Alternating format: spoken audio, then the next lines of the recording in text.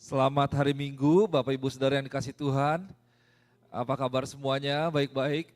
Ada yang sudah pulang liburan, ada yang mau liburan mungkin, ada yang masih dalam liburan. Kalau kita menikmati, kita mencintai apa yang kita lakukan, katanya kita tidak akan pernah bekerja, tapi kita liburan setiap hari. Itulah tantangannya ya. Oke, saudara yang dikasih Tuhan, ini hari Minggu terakhir di tahun 2024, kita bisa sampai di sini. Tadi kita menyanyikan, kita percaya ya, kita melihat bahwa Tuhan kita itu adalah Tuhan yang setia, kasihnya tidak berkesudahan. Ini bukan hanya sekedar perkataan, tapi kita boleh rasakan dalam kehidupan kita masing-masing. Jadi saudara yang kasih Tuhan, mari kita boleh terus memberikan diri kita kepada Tuhan, kita boleh cari Tuhan dalam hidup kita karena Ia adalah Tuhan yang baik di dalam hidup kita. Oke, saudara yang dikasih Tuhan, hari ini, pagi ini saya mau sampaikan firman Tuhan, saya beri judul khotbah saya yaitu The Everlasting Father. Jadi ini tahun ini akan berakhir, kita tahu bahwa semuanya akan berakhir. Ini hari Minggu terakhir kita beribadah, tapi ada satu hal yang tidak akan berakhir dalam hidup kita, yaitu Bapa kita, Tuhan kita. Dia tidak pernah berakhir dalam hidup kita. Saya mau mulai dengan kita lihat lagi sedikit apa yang saya sampaikan hari malam Natal di minggu kemarin.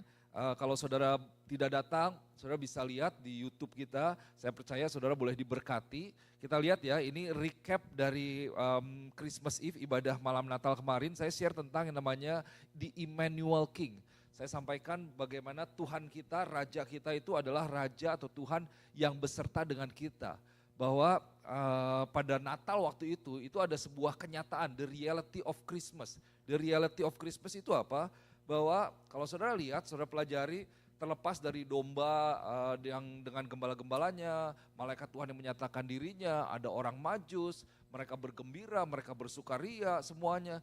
Itu ternyata ada Raja Herodes yang mencoba untuk membunuh bayi Yesus dan anak-anak yang ada pada waktu itu, 2 tahun ke bawah.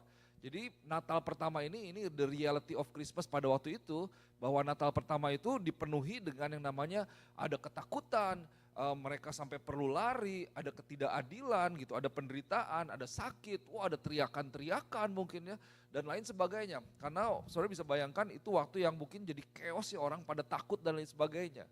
Dan ini kita bisa lihat bahwa sedikit banyak kalau saudara dalam kehidupanmu, meskipun kita merayakan Natal, kita beribadah Natal, tapi kita tidak bisa lepas bahwa ada masalah dalam kehidupan kita. Apapun itu yang membuat seringkali kita ya takut, resah, gundah, begitu. Dan banyak segalanya. Nah kemudian tetapi kita belajar bahwa ada satu kenyataan juga. Bahwa pada Natal itu Yesus lahir. Nah Yesus lahir ini artinya apa? Bahwa Yesus lahir justru pada waktu itu, pada momen itu, pada pemerintahan Raja Herodes di kota Bethlehem. Saya bayangkan Yesus bisa saja lahir di kota yang lain yang lebih aman misalnya. Di waktu yang lebih baik misalnya. Tetapi justru Yesus lahir untuk menjadi sebuah jawaban, memberikan ketenangan bagi umat Israel, umat Tuhan pada itu yang sungguh sangat mengharapkan. Setelah 700 tahun lebih kira-kira dinubuatkan oleh Nabi Yesaya. Bahwa kelahiran Yesus itu pada akhirnya menjadi sebuah jawaban kepada dunia yang penuh dengan tadi ya penderitaan, ada ketidakadilan, kemudian ada sakit, ada luka. Dan waktu kita merayakan Natal, kita juga bisa merasakan kembali bahwa Yesus lahir dalam hati kita, dia memberikan semuanya itu. Jadi ada pendampingan Tuhan, ada penyertaan Tuhan. Dan kelahiran Yesus itu memberikan sebuah jaminan buat kita bahwa ada yang namanya pengharapan, ada yang namanya kedamaian, ada yang namanya kasih, ada yang namanya sukacita yang tersedia buat setiap kita. Amin. Jadi oke, kita tahu nih kita merayakan Natal tapi masalah kita tetap ada. Tapi di dalam setiap masalah kita tahu ada Tuhan yang menjadi jaminan akan kedamaian, sukacita, ada pengharapan dan ada kasih dalam hidup kita. Nah saya mau ajak kita lihat lagi di Matius pasal yang pertama ayat ke-23, ini the reality of Jesus.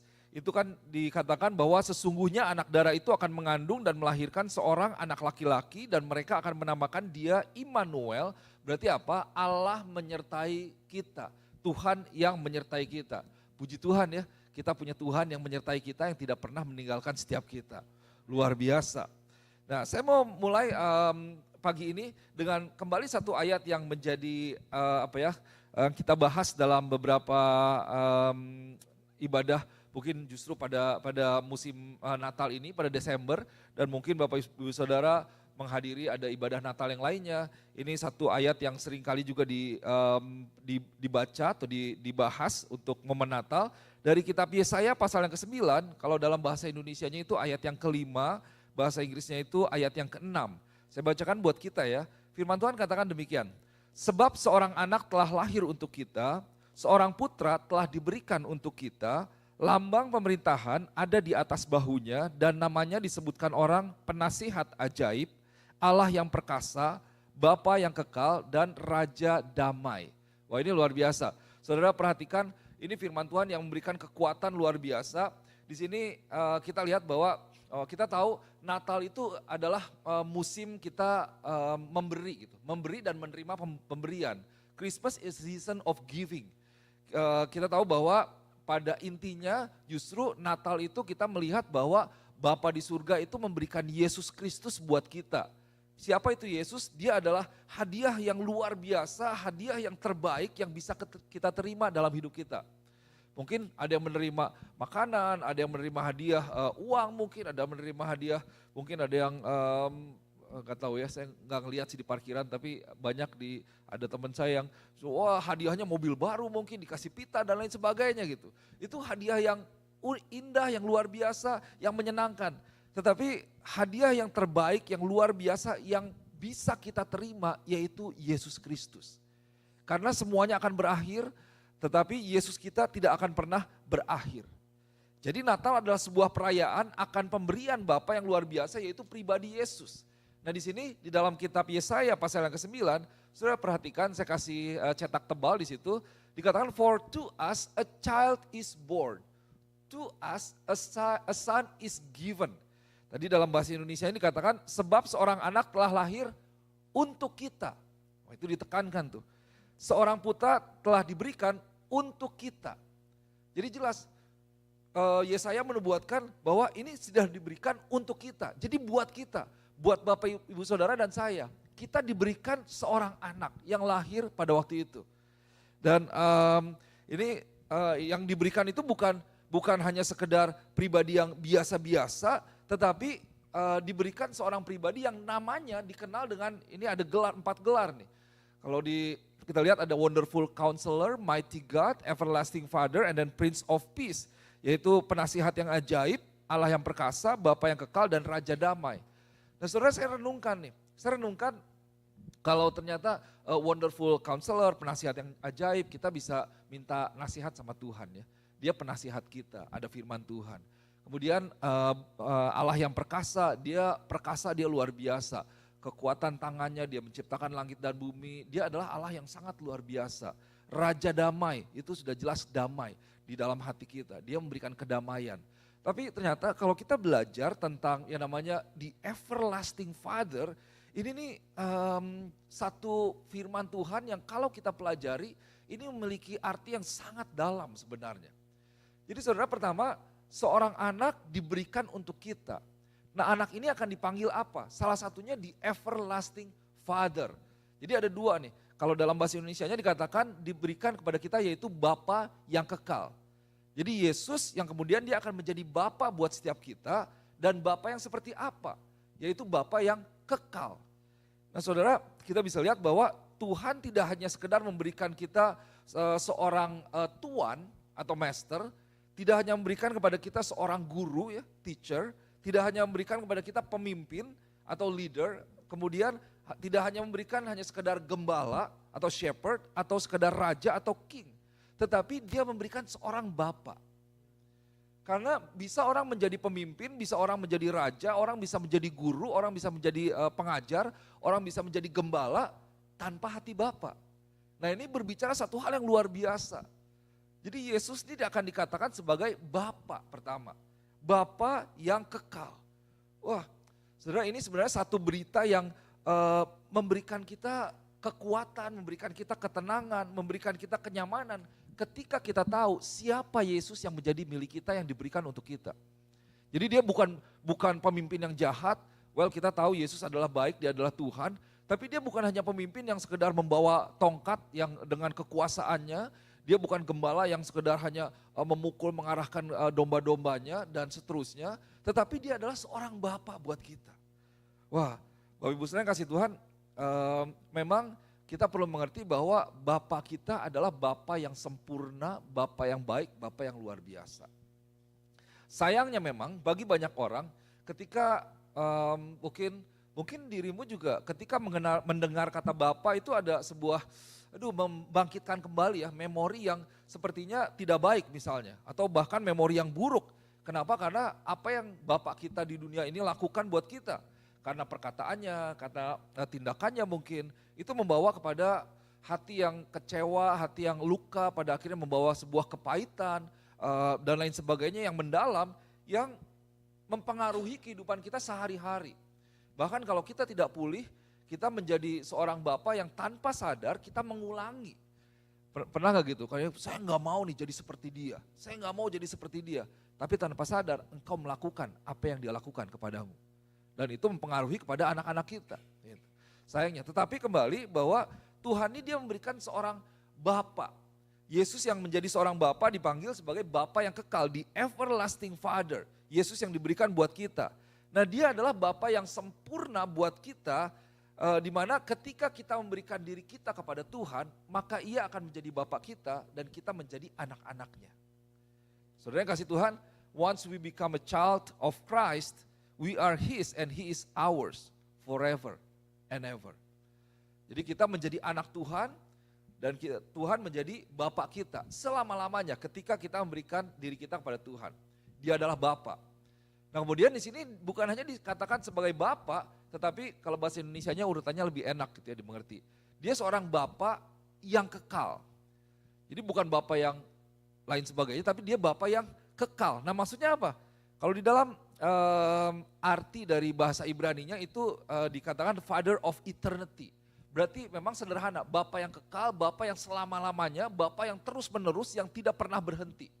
Jadi Bapa yang boleh ada semuanya. Itu yang menjadi sebutan Yesus. Nah secara sederhana itu kekal ini berarti dia menerangkan siapa Bapa kita. Jadi Bapa kita adalah Bapa yang kekal, the everlasting Father, Father of Eternity, terus-menerus selama-lamanya. Nah, saudara yang kasih Tuhan, minggu lalu ya waktu malam Natal kita belajar bahwa Tuhan adalah Immanuel ya. Dia menyertai kita. Signifikansinya apa? Akibatnya itu apa? Implikasinya buat kita apa? Bahwa keberadaan Tuhan dalam kehidupan kita itu berarti sepanjang kehidupan kita, selama kita di muka bumi ini, dimanapun kita berada, apapun yang kita alami dalam hidup kita, Tuhan tidak pernah meninggalkan kita. Karena ia adalah Immanuel. Saudara mungkin ada masa-masa di mana engkau tidak bisa cerita dengan suami atau dengan istri atau dengan anak. Aduh, apalagi kalau lagi sebel gitu ya. Gitu. Wah, tapi jangan lupa bahwa dalam hidup kita ada Tuhan yang selalu bersama dengan kita. Tidak pernah meninggalkan kita, Dia mendengarkan kita, Dia memperhatikan kita. Kita bisa berkomunikasi dengan Dia kapan saja, di mana saja, 24 jam sehari dalam 7 hari 1 minggu. Tidak pernah berhenti. Nah, penyertaan Tuhan dalam hidup kita itu kekal selama-lamanya. Jadi kalau begitu, sebenarnya apa arti dari the everlasting Father? Bapa yang kekal. Apa arti yang sesungguhnya? Dan kalaupun apa arti sesungguhnya, kemudian apa dampaknya dalam kehidupan kita? Oke, the everlasting Father. Nah, saya mau sampaikan ada 3 hal mungkin sederhana, tapi saya berdoa di akhir tahun ini, waktu kita boleh mendengarkan firman Tuhan, kita boleh semakin teguh, kita boleh semakin yakin akan Tuhan yang tidak pernah meninggalkan kita. Kembali, saudara ingat saya buka dengan bagaimana the reality of Christmas pada waktu itu. Saudara saya sarankan boleh lihat khotbah saya pada malam Natal, bahwa ternyata ini jarang dibahas. Bahwa pada kelahiran Yesus ternyata akhirnya Yusuf diberitahu oleh malaikat, kamu pergi, kamu lari ke Mesir katanya.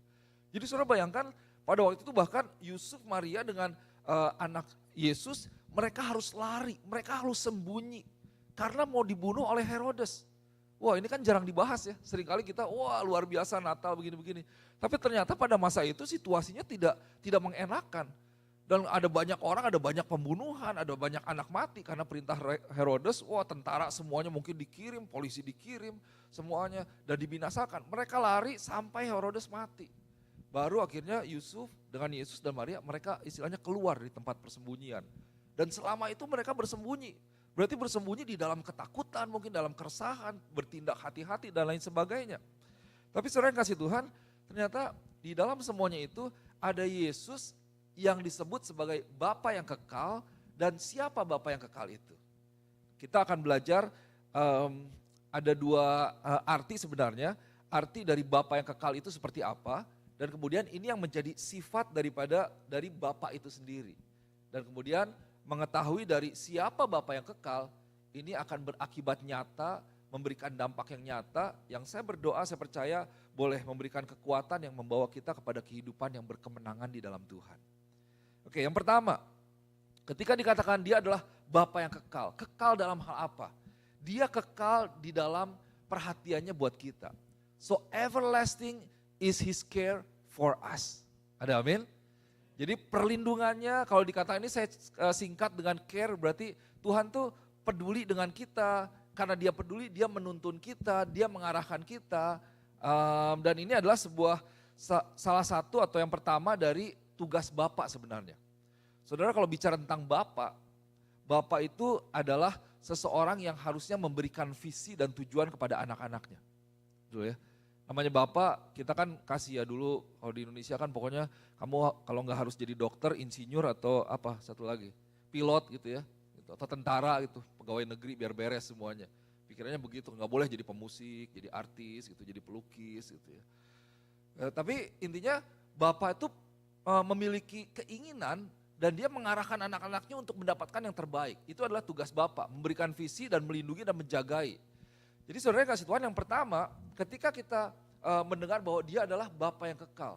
Bahwa kekekalan Tuhan itu adalah berarti di dalam perlindungannya, di dalam penyertaannya buat setiap kehidupan kita masing-masing.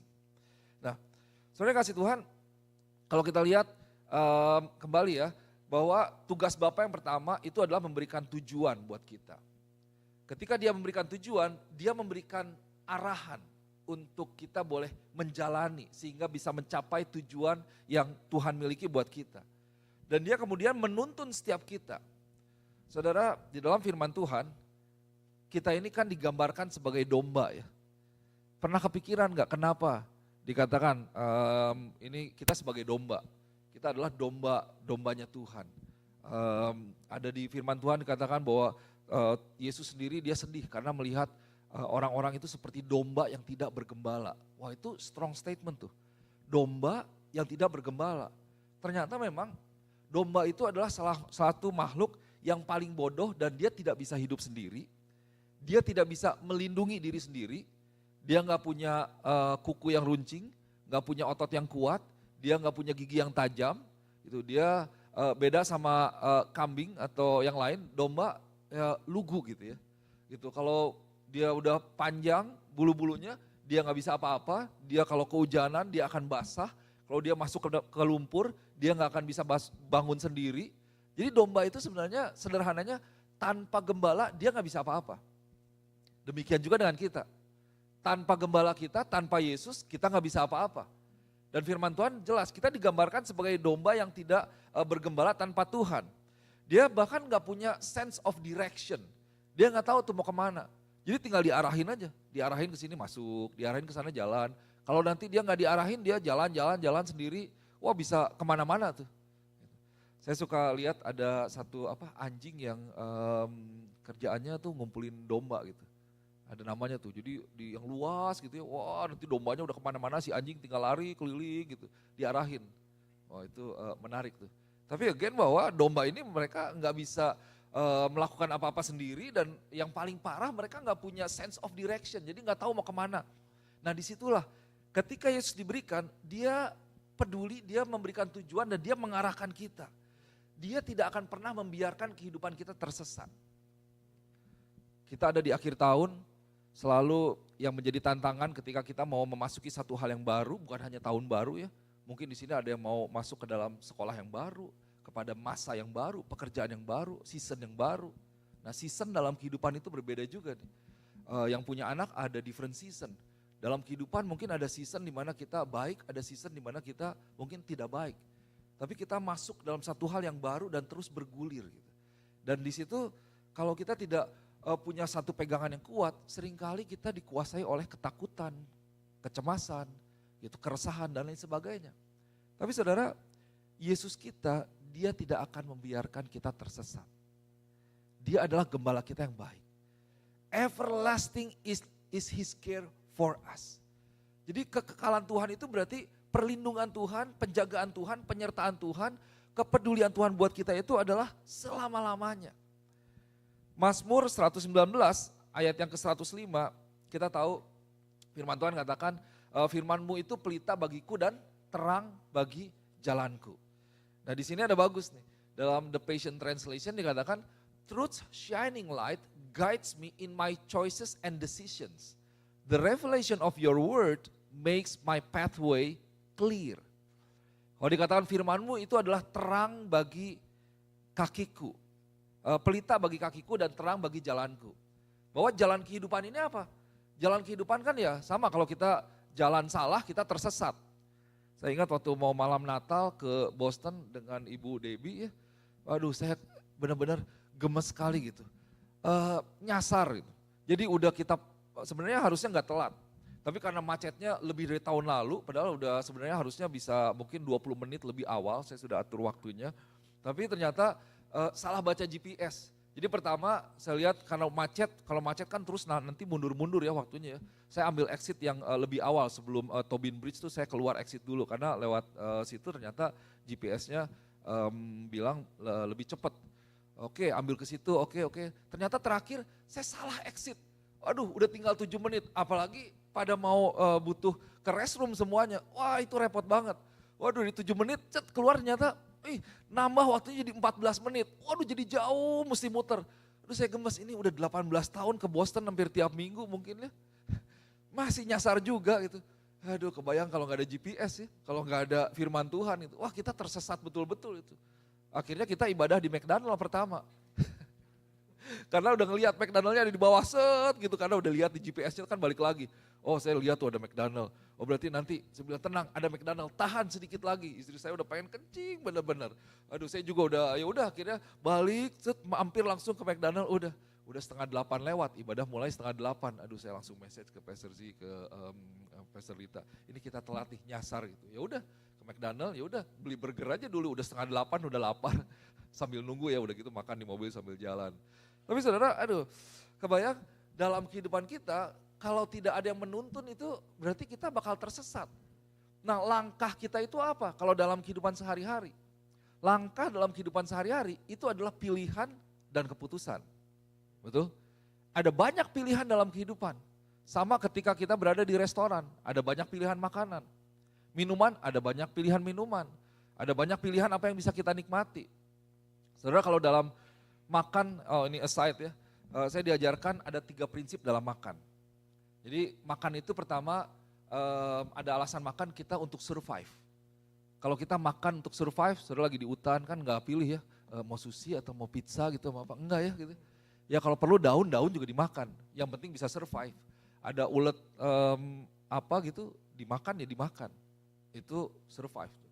Saya kalau dulu waktu masih ibadah sore kita dari Boston itu hampir selalu makannya drive thru. Karena kejar waktu, supaya apa? Ya supaya perut keisi, supaya survive. Itu ya biar jangan lapar nanti sakit. Gak bisa pilihan, oh mau rodizio, kayaknya enak juga tuh makan daging dipotong gitu ya. Atau mau barbecue, ibadah gimana? Yang penting makan, yang penting survive. Yang kedua ada alasan makan itu untuk untuk sosial. Sosial itu bahwa ketika kita datang ke rumah orang, kita dihidangkan apa, kita makan. Betul ya? Kalau yang misi diajarkan tuh. Pokoknya apa yang dihidangkan kita makan untuk menghormati. Makanya doa misionaris itu Tuhan bagian saya untuk masuk makanan, bagian Tuhan untuk menjaga supaya makanan gak keluar.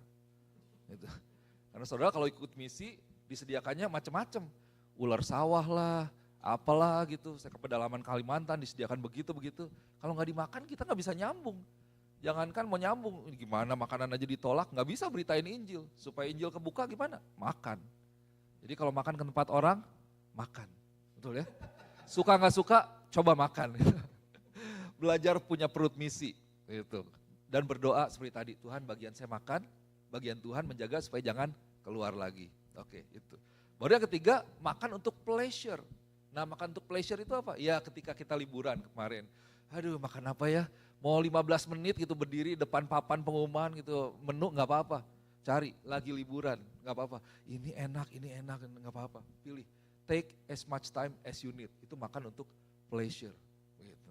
Kok ini jadi khotbah tentang makan ya? Pilihan. Nah, tapi saudara kembali bahwa dalam hidup kita ini ada banyak pilihan. Banyak pilihan sekolah, pilihan pengobatan, pilihan yang masih single, pilihan akan orang gitu dan lain sebagainya. Banyak sekali pilihan yang ada dalam hidup kita. Tapi kita berdoa ketika Tuhan menjadi gembala kita, bahwa dia menuntun kita, firman Tuhan itu Bapa yang kekal, dia yang akan menuntun setiap pilihan dan setiap keputusan yang kita ambil. Sehingga kita tidak mengambil keputusan yang salah. Gitu. Bahkan pernyataan Tuhan, the revelation of your word, pernyataan Tuhan lewat firman-Nya, lewat suara Roh Kudus buat hidup kita, itu membuat kita menjadi pribadi yang bulat. Oke, saya melangkah, firman Tuhan katakan demikian, saya ambil. Mungkin orang jalannya ke sana, tapi kita tidak berjalan karena following the wagon istilahnya, atau following the crowd. Kita berjalan berdasarkan tuntunan Tuhan lewat pribadi Roh Kudus dalam hidup kita, betul ya? Gitu, kita jangan hanya sekedar ikut-ikutan, tapi luar biasa. Kebenarannya apa? Bahwa ada Tuhan yang menyertai kita, yang berserta dengan kita, dan dia memberikan tuntunan buat hidup kita. Tuntunan untuk keputusan kita. Tuntunan dalam setiap pilihan yang ada. Saudara yang kasih Tuhan, kita mau masuk tahun 2025 sama seperti nanti sore, sama seperti besok, sama seperti bulan depan. Bulan depan sama tahun depan udah sama jadinya. Kita tidak tahu apa yang akan terjadi, selalu seperti itu. Akan masa depan. Tapi saudara yang kasih Tuhan, kita memiliki sebuah jaminan bahwa di dalam ketidakpastian ada satu hal yang pasti, yaitu tuntunan Tuhan dalam hidup kita. In a world full of uncertainty, hold on to His word that is certain. Firman Tuhan itu pasti. Firman Tuhan itu iya dan amin. Dunia mungkin gak pasti. Tapi ketika kita baca firman Tuhan kembali menjadi pelita bagi kaki, menjadi terang bagi jalan kita. Sehingga kita bisa jalan, pada akhirnya kita boleh aman dan kita bisa mencapai tujuan yang Tuhan siapkan buat kita. So, saudara kasih Tuhan, kalau engkau tidak tahu visi, aduh Tuhan mau ngapain ya 2025, mau kemana gitu. Semua kita berawal dari situ. Kita nggak tiba-tiba lagi tidur misalnya nanti malam Tuhan berdoa buat visi Tuhan tahun 2025 mau apa gitu ya. Terus malam-malam kita dengar Ronald bangunlah hai anakku gitu ya. Aku akan melakukan, wah jangan-jangan kita bukannya malah berdoa kita langsung takut kali ya. Langsung kaget gitu. Tapi tuntunan Tuhan itu apa? Yaitu lewat firman Tuhan. Kalau kita nggak tahu visi, nggak tahu belum ngerti misalnya apa nih seperti ini mau kemana. Kuncinya sederhana. Nurut dan setia terhadap firman Tuhan. Ikuti firman Tuhan. Dari mulai hal-hal yang sederhana. Karena kembali firman Tuhan adalah pelita. Petromak. Yang mungkin menyinari 1-2 meter. Tapi kita ikut. Begitu firman Tuhan bukakan kita ikut. Bukakan berikutnya kita jalan. Itu adalah tuntunan Tuhan, kepedulian Tuhan buat hidup kita. Dan dia adalah Bapa yang kekal. Bapa yang tidak akan pernah berhenti, Bapa yang selalu menjaga, selalu menuntun setiap anak-anaknya. Yang kedua, Bapa yang kekal itu apa? Kekekalannya itu dalam hal apa? Everlasting is His protection over us. Kekal perlindungannya atas setiap kita. Nah, 2 Samuel ayat 22, pasal 22 ayat 1 dan keempat. Firman Tuhan katakan seperti ini. Ini cerita tentang Daud ya. Daud mengatakan perkataan nyanyian ini kepada Tuhan pada waktu Tuhan telah melepaskan dia dari cengkeraman musuh, semua musuhnya, dan dari cengkeraman Saul. Ia berkata, ya Tuhan, bukit batuku, kubu pertahananku dan penyelamatku, Allah gunung batuku, tempat aku berlindung, perisaiku, tanduk keselamatanku, kota bentengku, tempat pelarianku, juru selamatku, engkau menyelamatkan aku dari kekerasan. Terpujilah Tuhan, seruku, maka aku pun selamat daripada musuhku. Saudara lihat, ini adalah sebuah contoh kehidupan dari Daud, seorang raja yang luar biasa, di mana di dalam kehidupannya dia mengalami ada banyak situasi yang sangat berbahaya.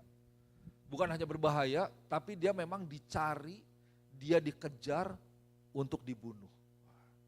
Saudara pernah gak dikejar mau dibunuh orang? Wah, semoga gak ada yang seperti itu ya. Tapi bisa dibayangkan bagaimana orang dicari KPK aja sekarang sembunyi gak tahu kemana ya. Ada yang kalau penghasilannya bagus, nggak dicari, kita kerjasama aja gitu. 6 tahun cukup gitu ya dengan penghasilan yang banyak. Tapi dikejar, dicari, mau dibunuh. Nah ini adalah benar-benar sebuah pengalaman yang nyata, kejadian yang dialami oleh Daud. Di mana saudara lihat, kalau kita baca cerita Daud, dia berhadapan dengan singa, dia berhadapan dengan Goliat, dia berhadapan dengan Absalom, tetapi dalam semuanya itu Daud katakan, yang ditulis dalam 2 Samuel 22 ayat 1-4 ini, bahwa Tuhan ini dia melindungi, dia menyelamatkan Daud dari semuanya itu. Tuhan melepaskan Daud dari semuanya itu. Wah, orang mungkin tidak bisa melindungi kita, tapi Tuhan bisa melindungi kita. Orang terbatas, kekuasaan manusia terbatas.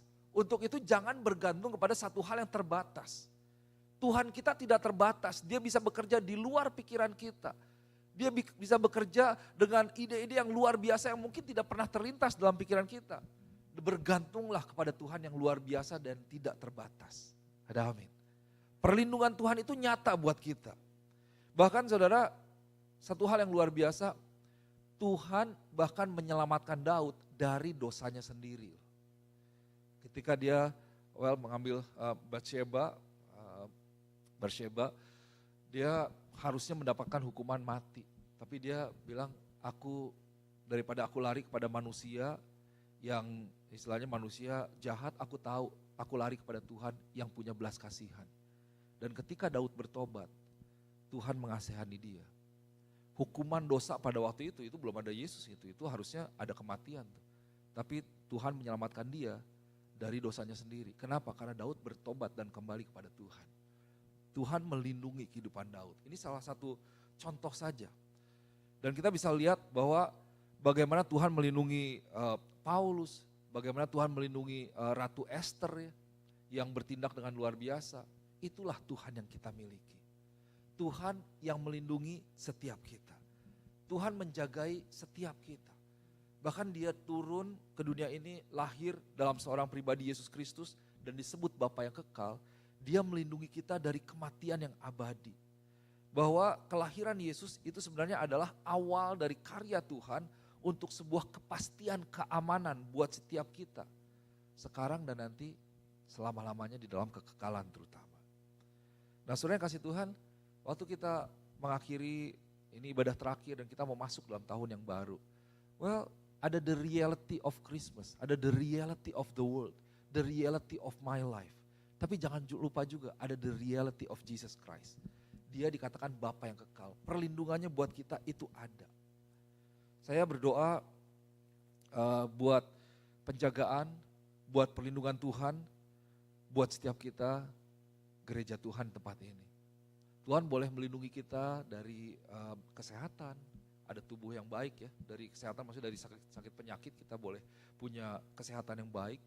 Saya berdoa Bapak Ibu Saudara boleh dilindungi Tuhan dari kesakitan di dalam jiwa, saudara gak stres, saudara gak depresi, saudara dilindungi dari pikiran yang salah, dari keinginan yang istilahnya hasrat yang mungkin iblis bisa masuk di situ, dari kehendak yang salah juga yang tidak sesuai dengan kehendak Tuhan.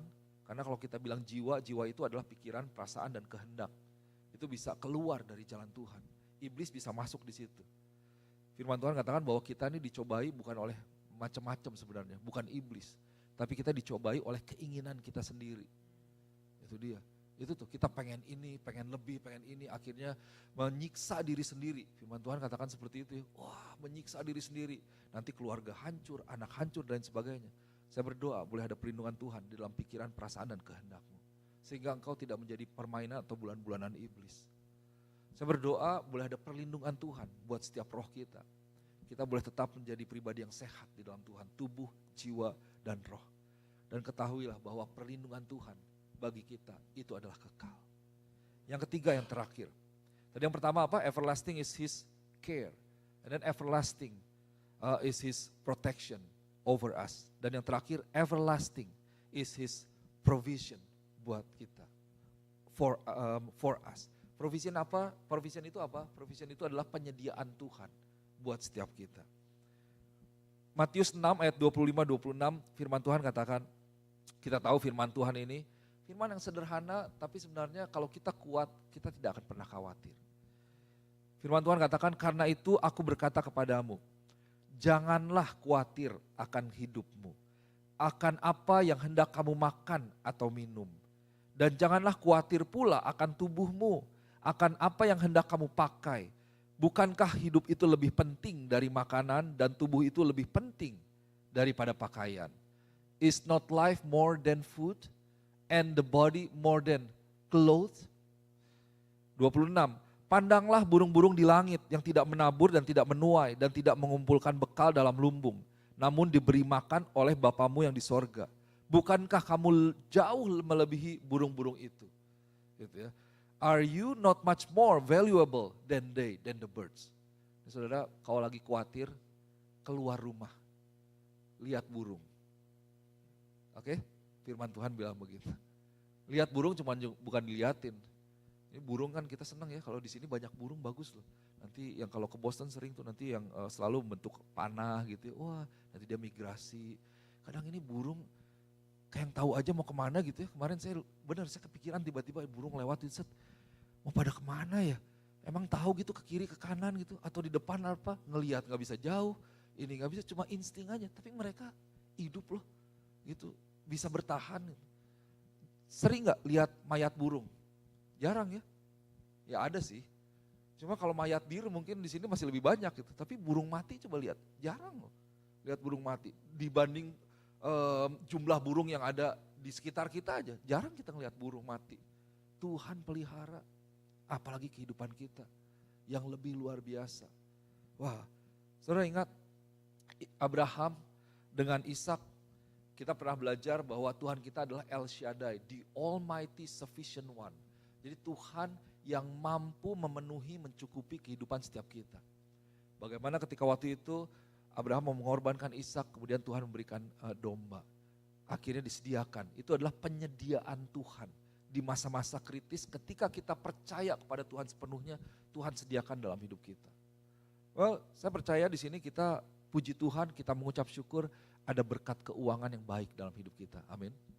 Kalau saudara bisa makan, saudara bisa punya atap di atas kepala saudara untuk tidur, itu saudara adalah 75% orang yang kaya dibanding yang ada di dunia ini.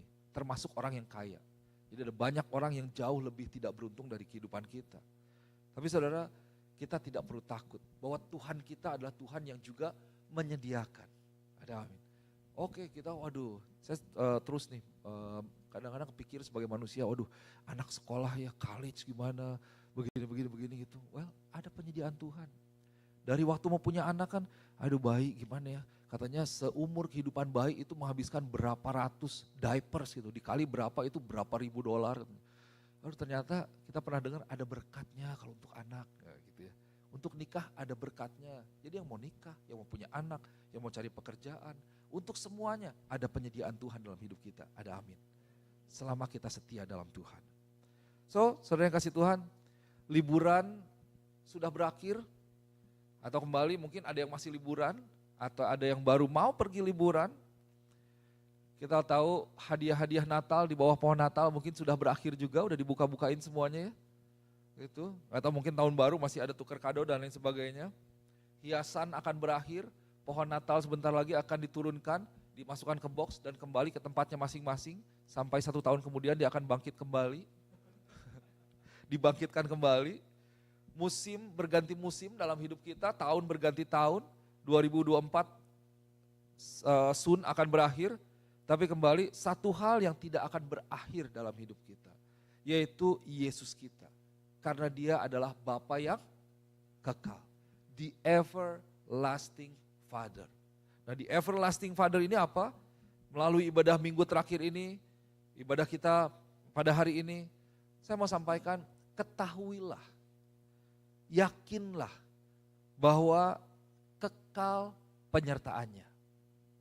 Kemudian kekal tuntunannya, kekal perhatiannya buat kita, kekal kemudian perlindungannya buat setiap kita, dan kekal penyediaannya buat kita. Everlasting is His care for us. Everlasting is His protection over us. And everlasting His provision for us.